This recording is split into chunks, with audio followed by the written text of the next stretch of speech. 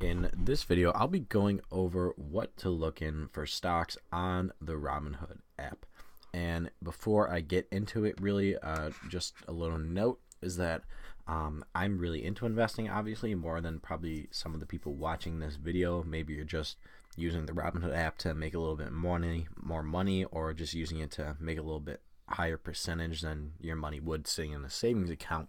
So these tips and tricks I'll kind of show you maybe aren't the best if you're looking to be an investor full time. You'd probably want to go a little bit more in depth than what I'm saying in this video. But if you're just a really casual investor, someone who just downloaded the Robinhood app, or someone who plans to and just wants to make better percentages or make a pretty decent money, this could still work for you.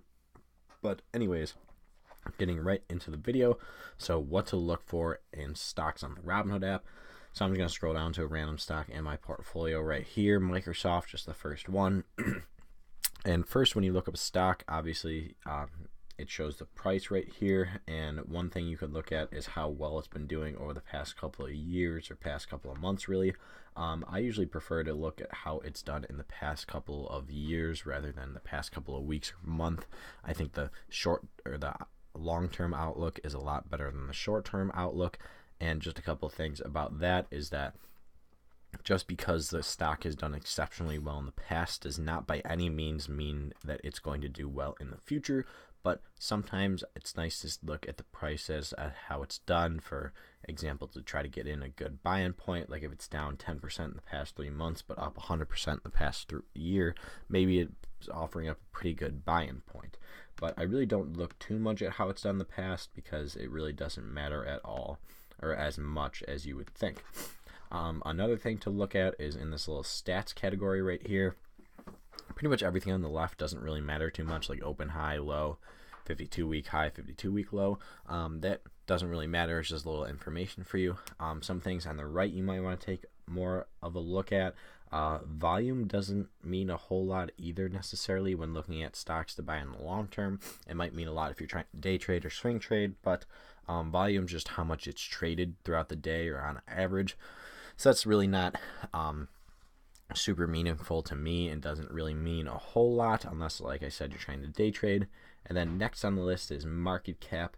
And market cap, I think, is somewhat important. So a big company like Microsoft right here has an extremely, extremely large market cap, one of the top in the world. So that being said, you typically companies with larger market caps, and that could be anything.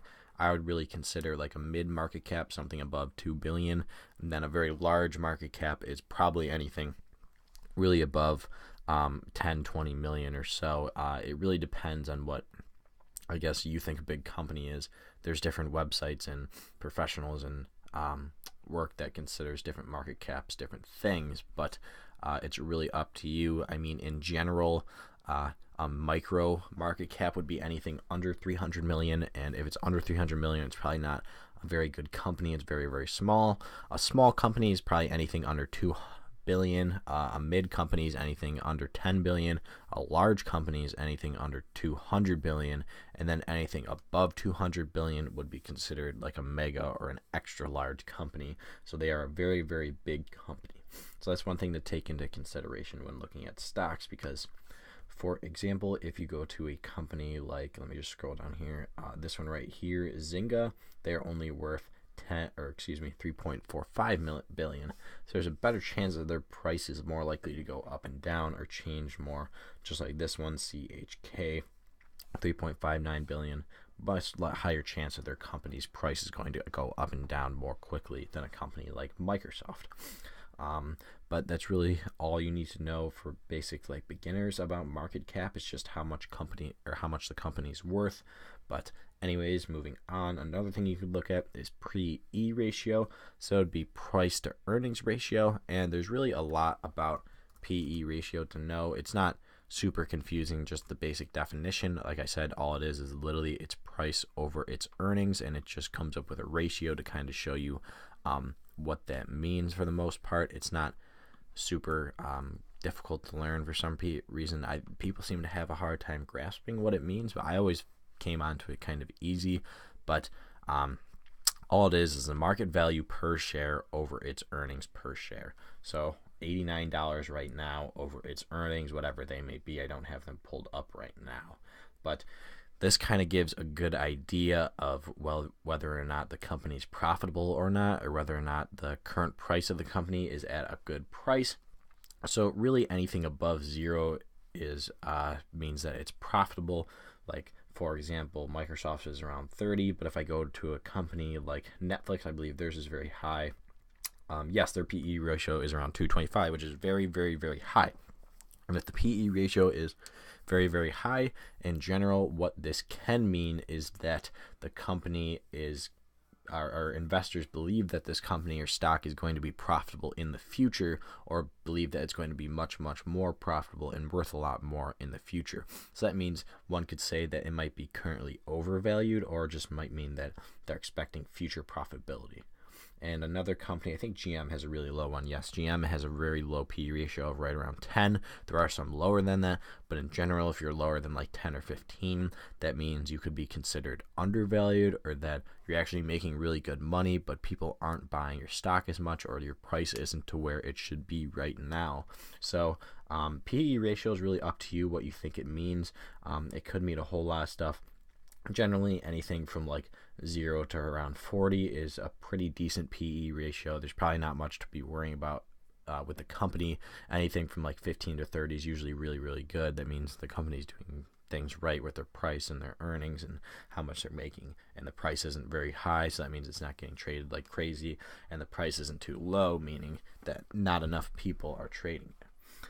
And the next thing to look at is the dividend yield. And dividend yield, if you know investing at all, you probably know what this means. But if you're new to investing or the Robinhood app, all dividend yield is that every single year, usually 4 times a year or every single month. Majority of companies do it 4 times a year. Some companies do it every single month. You receive a dividend if the company has a dividend yield. So this means the company is literally paying you a set amount of money done by a percentage, which is the dividend yield. So for example, Microsoft's around $90 right now, so and they have a 2.26 dividend yield. So the company would be paying you 4 times a year, 2% of their total stock price divided by 4. So whatever that adds up to, I can show you it right down here. So this is what it would add up to, 42 cents a share, and they do that 4 times a year. Now companies can either increase their dividends or decrease their dividends, and typically there's a lot of good companies out there. Like if I look at let's see, I believe GM and Ford have been giving out their dividend for a long time.